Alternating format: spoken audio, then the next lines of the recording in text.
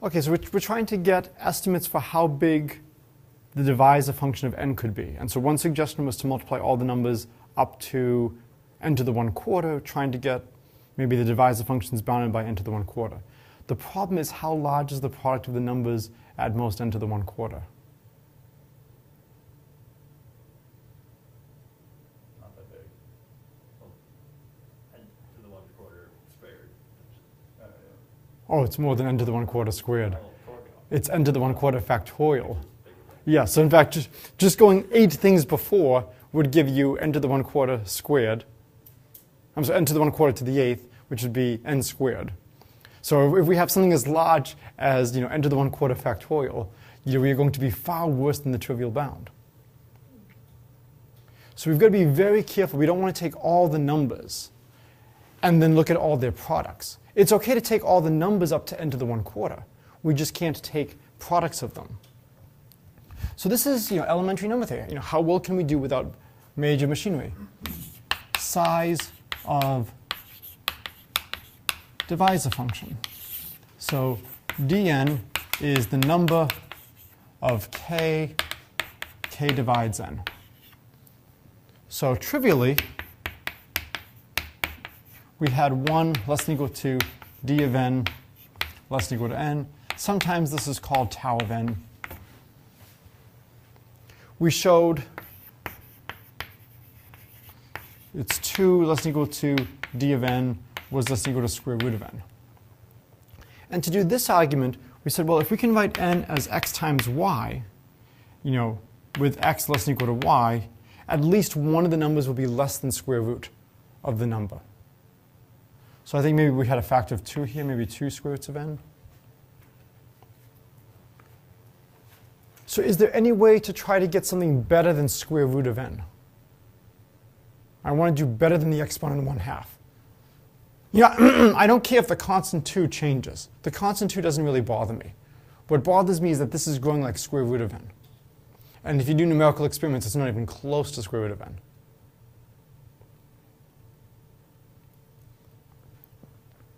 So imagine we could write n as, if we're trying to get something like n to the 1/4, what might we look at? The camera tracking. Okay, the camera is tracking, good. What would we maybe write n if we're trying to get n to the 1/4?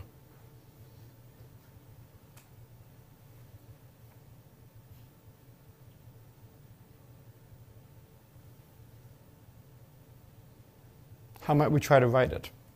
For the square root of n, we wrote it as n equals x times y. What might we try here?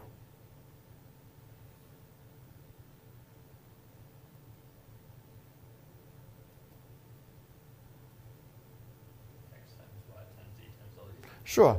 I'd probably put the w first just for, or call it x1, x2, x3, x4, something like that. Say w, x, y, z, w less than or equal to x, less than or equal to y, less than or equal to z. Could we somehow use something like that? Now the problem is we could have some of these numbers being 1. Well, maybe that will just give us an overcounting, so maybe that won't be so bad. If we have a product like this, how large can everything be? Well, z could be very large. How large could y be? Y can't be larger than square root. Because z is bigger than it. So it could be 1 times 1, maybe square root. And so maybe we could do something with an analysis like this. Trying to look at how many different factors do we have. And so by grouping things together, maybe one of the factors has to be at least a certain size, and that could help. So if I'm looking at something like this now, I've got w, x, y, z. If w is big, then I've got 4 numbers that are all at least a square root. Or maybe at least a quarter, n to the 1/4. The problem is they may not be relatively prime. So they could have common divisors. And so is that going to be a problem or not? So again, for problems like this, you got to get into the habit of, how should I look at this? What's going on? What are the difficulties? Is there any way to try to use this inductively or recursively? Is say, let's look at my prime factorization, and let's look and see how many of the primes are at least n to the quarter. So maybe we'll write n as p1 to the r1, pk to the rk. How many primes could be at least n to the quarter?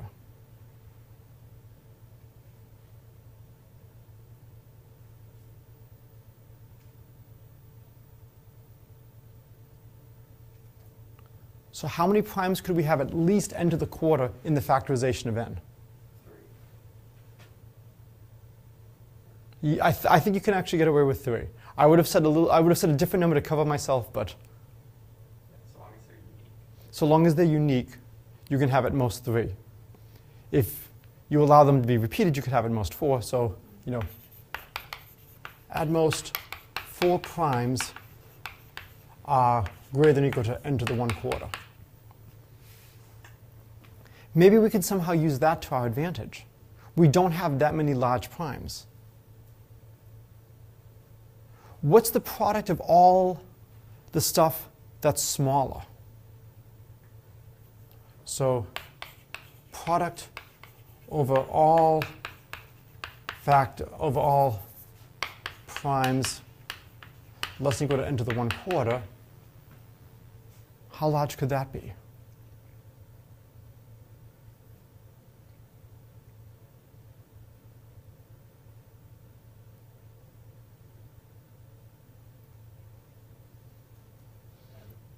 Unfortunately, it's just n, right? There's not necessarily a savings, right?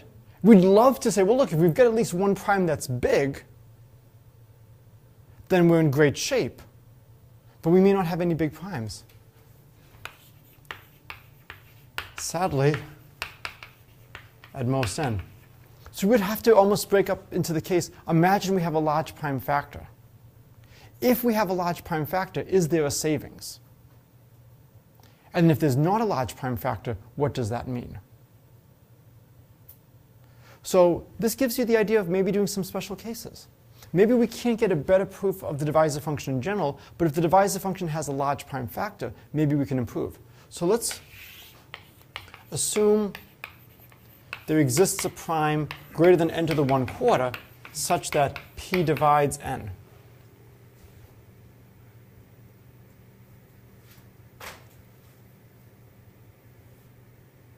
What do you think we could say now about the size of the divisor function?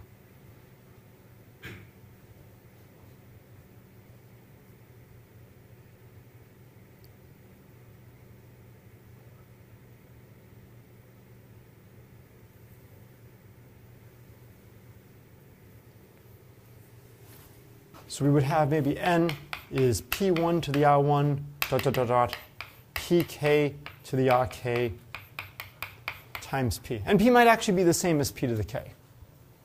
But we've got this one extra special prime which we now know exists. We didn't know it existed up here. Now what can we say about the product of all of this? It's got to be at most n to the 3/4. So this is now at most n to the 3/4.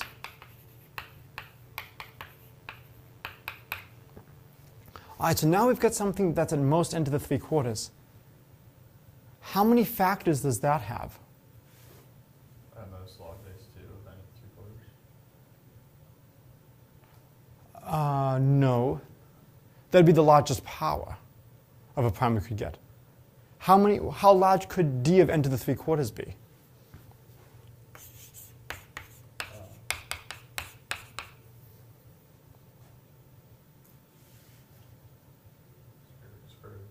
Or 2 times n to the 3/4 with the square root. So this would be d of n to the 3/4 is less than or equal to 2 n to the 3/8.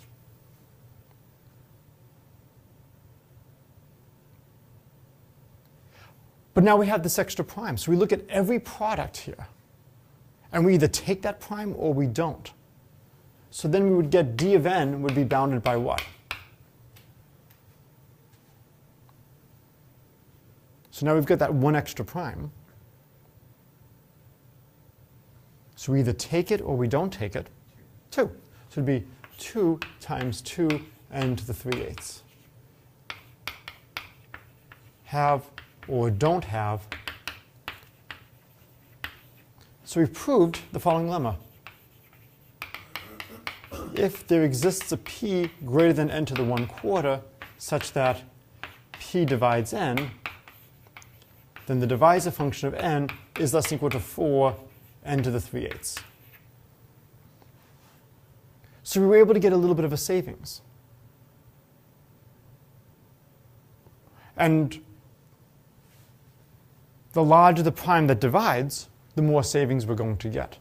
And now this is a way for us to feed back and use the stuff we have over here. We couldn't use it directly, unfortunately. Sadly, this does not answer the case, but what happens if we don't have a large prime that divides? But maybe this is starting to tell us what the worst possible case is for the growth. So what do you think the worst possible case is going to be?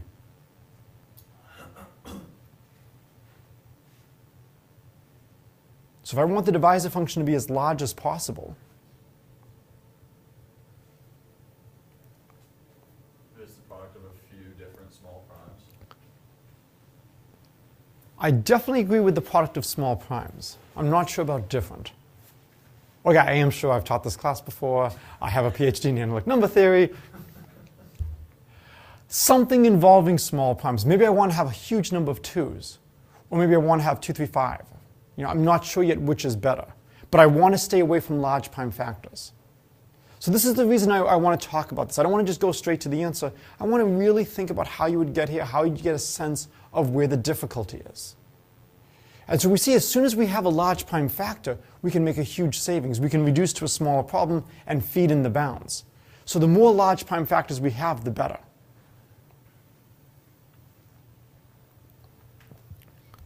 Okay. It turns out there is an explicit formula for the divisor function. If n is equal to p1 to the r1, pk to the rk, then d of n is just r1 plus 1 dot dot dot times rk plus 1. And the reason for that is for each prime, I either take it or I don't take it to form a factor. And if I take it, I can take it 1, twice, 3 times, all the way up to r1 times for the first, all the way up to rk times for the last. So the divisor function is just the product of the exponents where each exponent is shifted up by 1. Why is it shifted up by 1? Well, because I have the option of not taking anything. So if I don't take any of the factors at all, I will actually get the number 1. And if I take only p1 and I take 0 for all the other exponents, I then just get the prime p1, which is a divisor. So now here's the question. I want to maximize, r1 times 1, rk plus 1, subject to, I'm going to be a little vague in terms of how to phrase this. Which numbers do you think is going to have the highest product? Where do you think this product is going to be very large?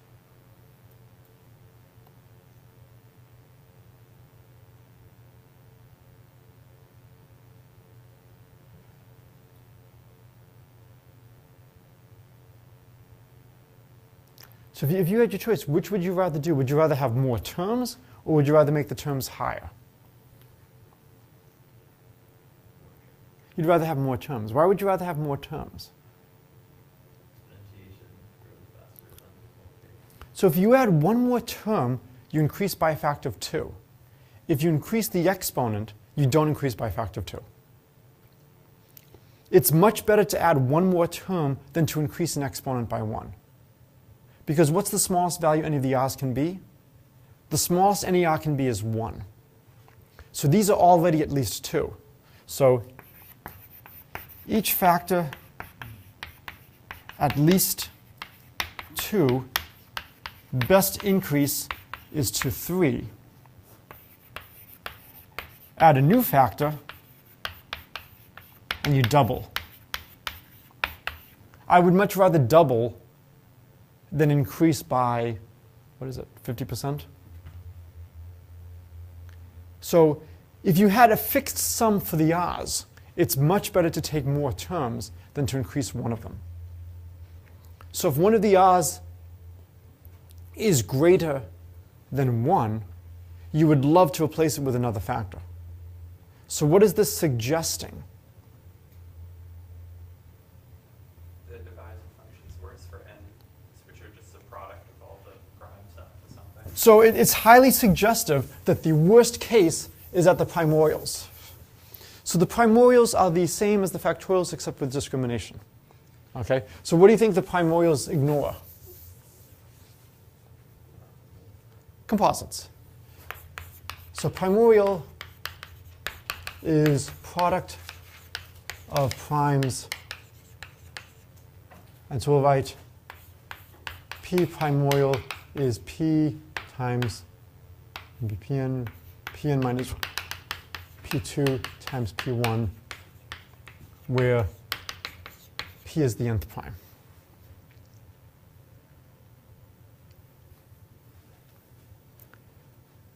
So we have reason to believe that this could be where the divisor function is worse. How would we try to get a sense of how big this is?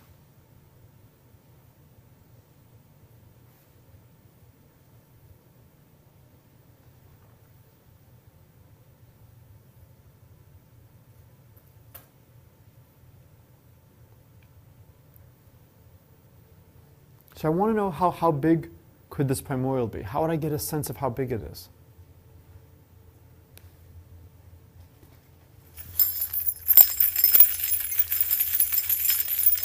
Yes. Right? I'll buy a bell. What are you supposed to do whenever you see a product? I've told you there's one exception. What is the exception? Yes, when you're teaching, kids in junior high, elementary schools, you may just multiply them out and not take logarithms. Other than that, take logarithms. If we take the log of P primorial, this is now the sum, L goes from 1 to n, of the log of PL. So if you've been reading chapter 2 and chapter 3, which I know you have, these should begin to look familiar. These are some of the quantities we've been looking at. And this gives you an understanding of why we want to look at stuff like this. Fortunately, it turns out the weighted sums are the easier things to study. And what arises in this problem is actually the weighted sum. So this is essentially the prime number theorem. We will talk about its proof later. And it says, another way of writing this is the same as the sum of all the primes less than or equal to the nth prime. And the sum of the log of the primes all the way up to the nth prime is approximately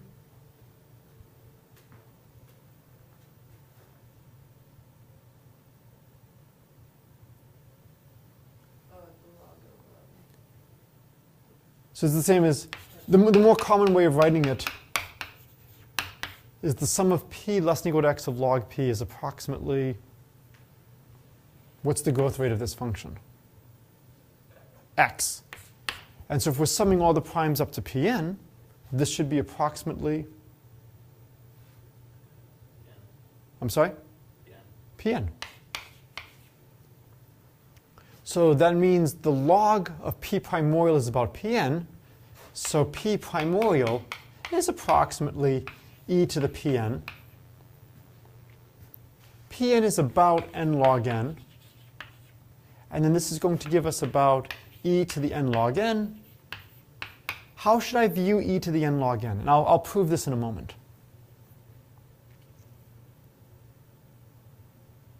So how should I view e to the n log n?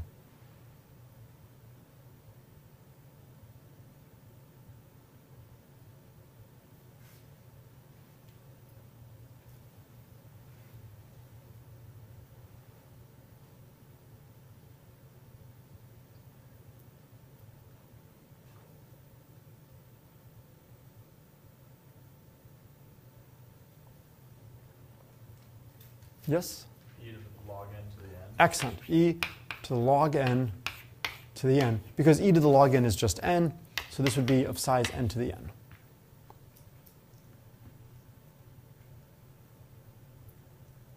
So if I'm looking at the primorial at the nth prime, it's going to be about size n to the n.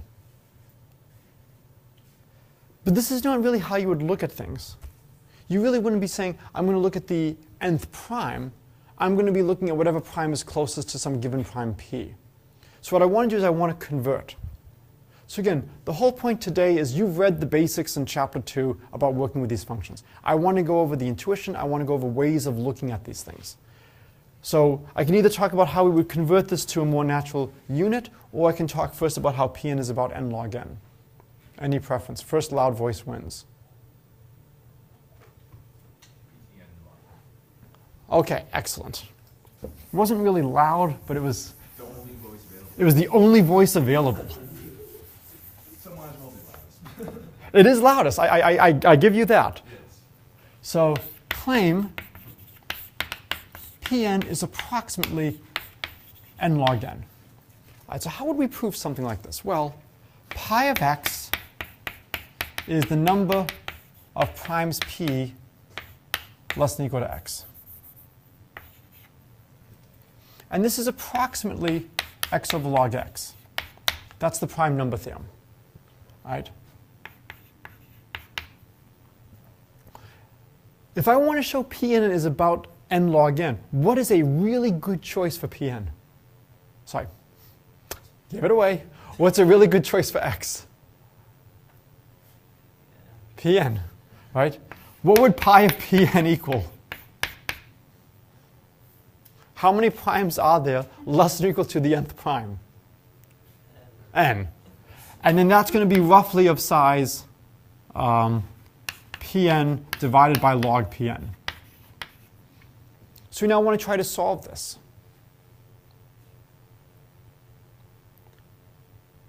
So one way to solve this is by guessing. It's not going to work, but what's the simplest guess you could make for Pn? I know it's wrong, it's ridiculously wrong. What's an easy guess? We could try what? Do I need to move like this or I want it to follow me? Nope, doesn't want to follow me. There we go. Okay. So what would be a simple guess to try? It's not going to work, but try Pn equals, don't be clever, n. Right? Thank you. Horrible guess. Why is this a horrible guess? Yes? It means every number up to n. Every number up to n is prime. Okay, so in fact, even if n equals 2, this is not good. It's a bad guess, but let's see what we would get. We would get n equals n over log n. Nope, horrible, wrong. Our guess was too big by a factor of log n. Let's correct. Correct to P of n is n divided by log of n. Is that the way I want to do it, or do I want to multiply?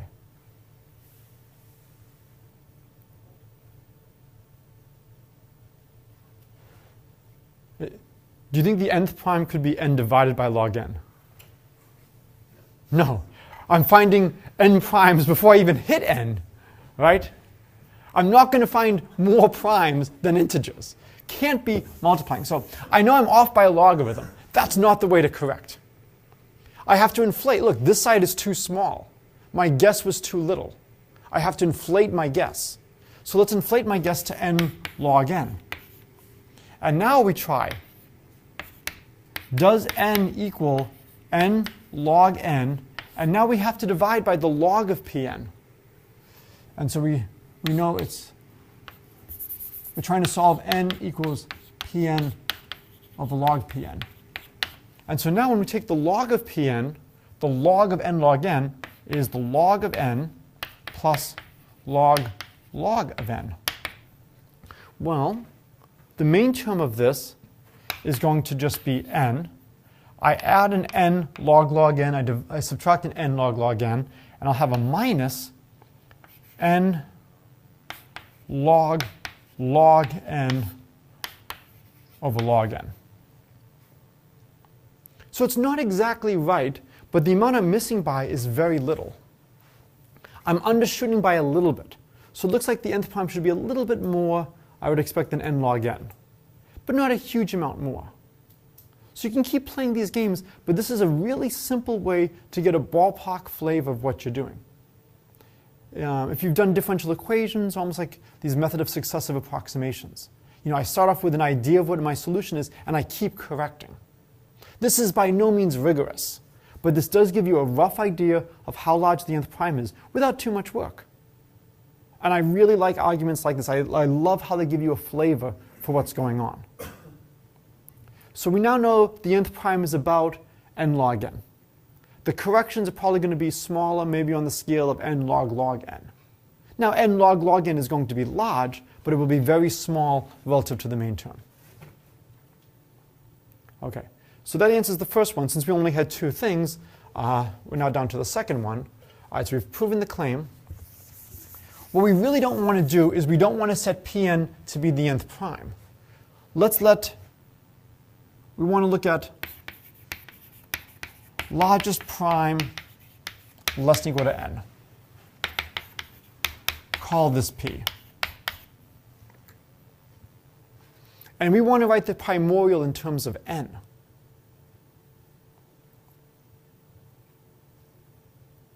I'm sorry, we don't want the largest prime less than or equal to n. We want the largest primorial less than or equal to n. Sorry. Largest primorial less than or equal to n.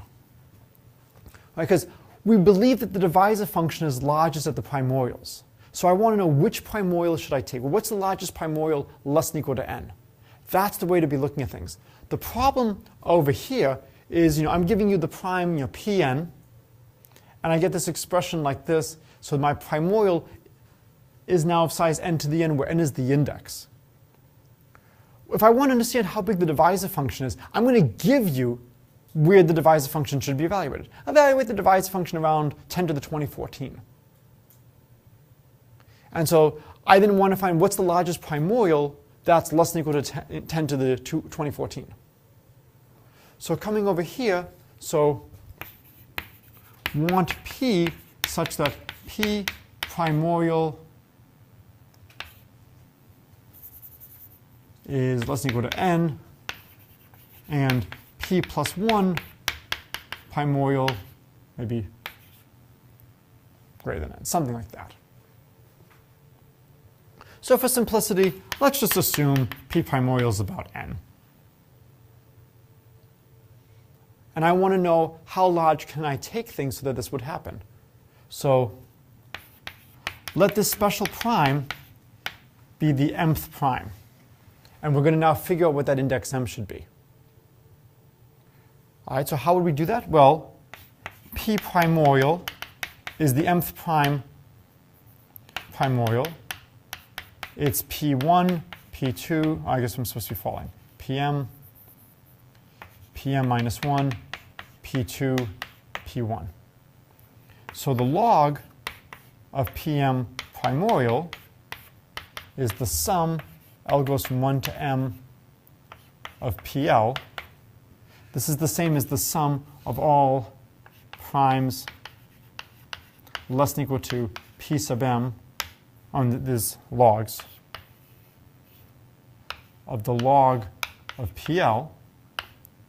And that's going to be approximately P sub m. So the log of the primorial is P sub m.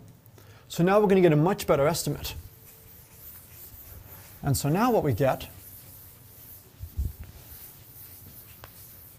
is we have P primorial is P sub m primorial is approximately n. The log of PM primorial is approximately equal to PM. So PM primorial is approximately equal to e to the PM.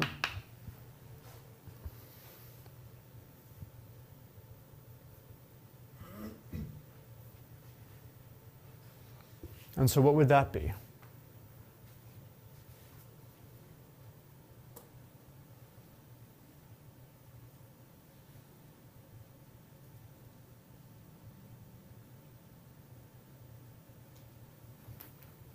So about how big would this be?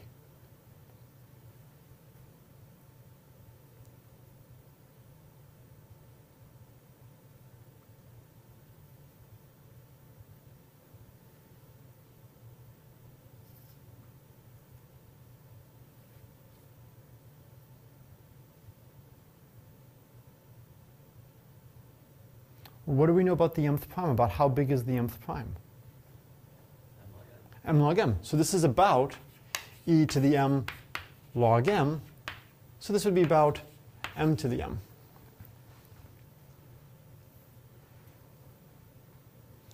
All right, now we just have to figure out what is the index m.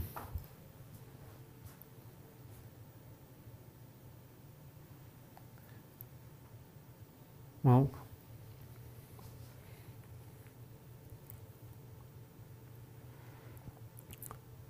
so the problem is we're trying to look at numbers around n. We have a primorial, which is around size n. So it's about approximately n. When we take all the product of the primes, that's good. But we need to figure out what that index m is. How can we figure out what that index m is? What else could we use to get that index?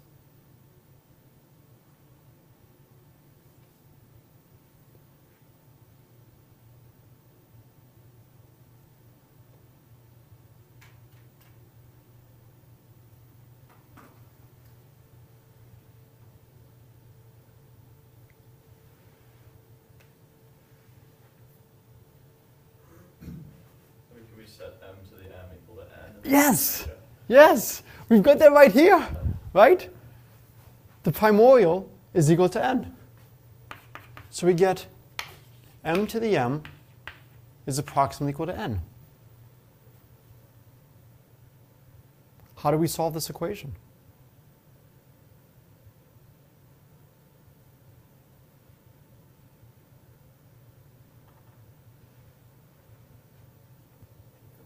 Yes, good.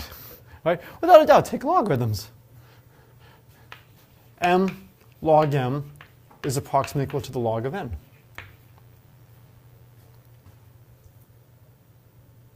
So what would be your first guess for m?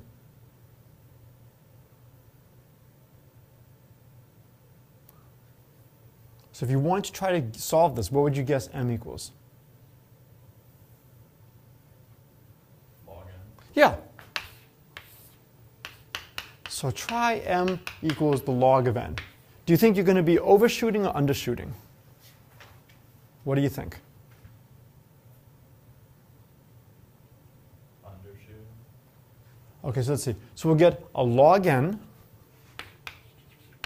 then a log n. Does that equal log n? No, we were too high.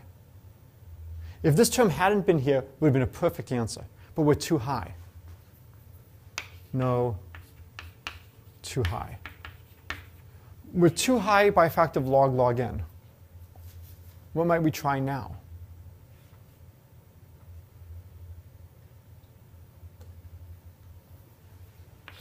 So we could try, m being log n was too high, so we should divide it by something.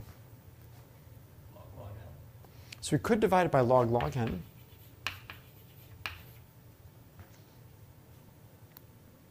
And let's see what we would get. We would now get m log m is going to be log n over log n times the log of m. The log of m is going to be wonderful. Log n minus log of n. And the main term of that is log n. So this is log n plus small. It's log of n minus, so it's log of n times log n over log n.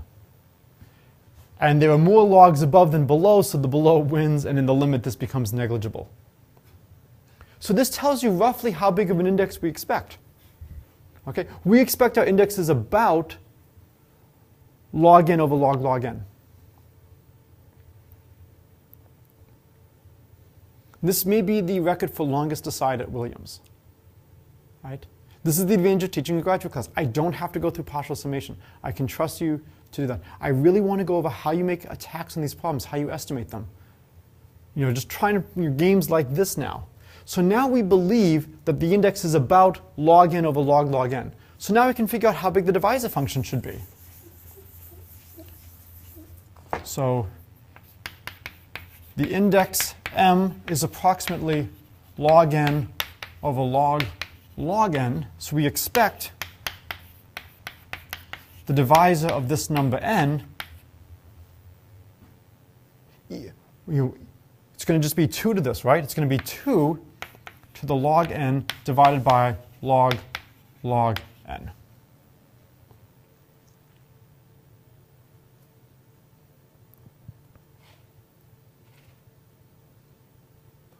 How would you make sense of 2 to the log n over log n?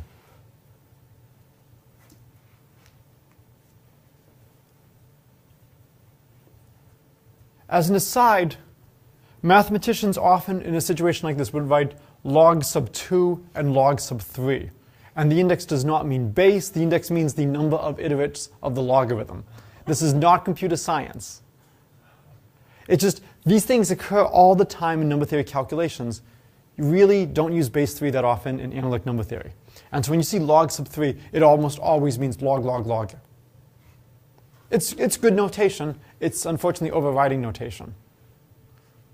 All right, I'd actually rather you can't quite, I'd actually rather do ln sub 3 for like 3 iterations of the natural logarithm. Because that's clear if you write ln sub 3, you're not doing the natural log base 3. But sadly, I do not have enough say in the math community to enforce that notation. So we have 2 to the log n over log n. How can we understand this? Yes? So I read the 2 to the... So when we're trying to figure out the divisor function, every prime, if the prime occurs only to the first power, it gives us a factor of 2 for the divisors. And so the number of divisors is going to be 2 times the number of distinct prime factors, because the number of factors is to a product of distinct primes. So I want to understand how big 2 to the log n over log n is. How would I understand this?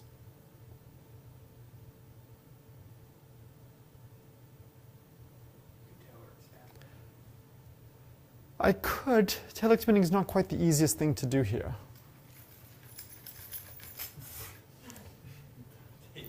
There's only one question I can ask you guys, okay? Take the logarithms, okay? There's enough logs. No, there's never enough logs. All right, fine. I won't take logarithms. I will write 2 as e to the log 2. All right, I won't take logarithms. And so then our expression becomes e to the log 2 times the log of n times 1 over log n. If I regroup, this is e to the log n to the power the log 2 over log n. That becomes n to the log 2 over log n. This is not a proof, but this is much better than n to the 1/4. What this is telling us is that you give me any epsilon, and as n gets sufficiently large, the divisor function of n will be less than n to the epsilon, assuming this is the worst case. So again, a lot of the details are missing. I strongly urge you to try to write this up nicely. If you want, try to write this up rigorously. There's a lot of great ideas in terms of how you attack problems like this and get a sense of what's going on. And at the end of the day, we have a really nice result. We have n to a small power. And in fact, we can even do better than just saying n to the epsilon. We can even quantify how fast that power is decaying. So you do n to the epsilon, epsilon is fixed. A lot of applications, that's fine. There's a lot of great results about sums of the divisor function. And it turns out the more you sum, the easier things become. And so again, I want to take a little bit of a digression here before going into all the stuff about the Riemann zeta function because I want some input from you guys as to what you want to see. If you like stuff like this, I'm happy to do more stuff, talk about sums of divisor functions, Dirichlet's hyperbola method. If you haven't heard Dirichlet in a couple of minutes, you're probably not doing something right in elementary number theory. We can definitely talk about stuff like this. If you want to go straight to L functions, we can do that as well. But this shows you how everything fits together nicely. And what's wonderful here is it's the weighted sums that matter. And so if you think about it, primes are meant to be multiplied. This is why a lot of people said it was unnatural to consider problems like Goldbach's problem, writing numbers as sums of 2 primes or 3 primes. That's not natural. Primes are not meant to be added. The reason these questions are good questions to ask is you can put them in a more general context. I give you a set, A. What can you say about the elements of A plus A? Or the elements of A plus A plus A? Sums of 3 primes maybe. Fermat's last theorem is the following. Let A be the set of nth powers. Look at A plus A. Is any element of that in A, other than the trivial ones? So look at the set of nth powers where you don't include 0. And Fermat's last theorem says A plus A intersect A is empty. So this gives you some idea, some context of how you can motivate these Goldbach type problems. All right, so this is the end of the digression. I'll finish up. I do want to do some of the integration and summation estimates from Chapter 2, just because I really want to drive home those. But this is another avenue we can explore quantities like this, how you make arguments like this. And this is really good. I had you guys thinking about the divisor function to see what you could do, what you could improve. This is how you really improve it. And you can see the difficulty of just trying to feed in those earlier estimates. Okay.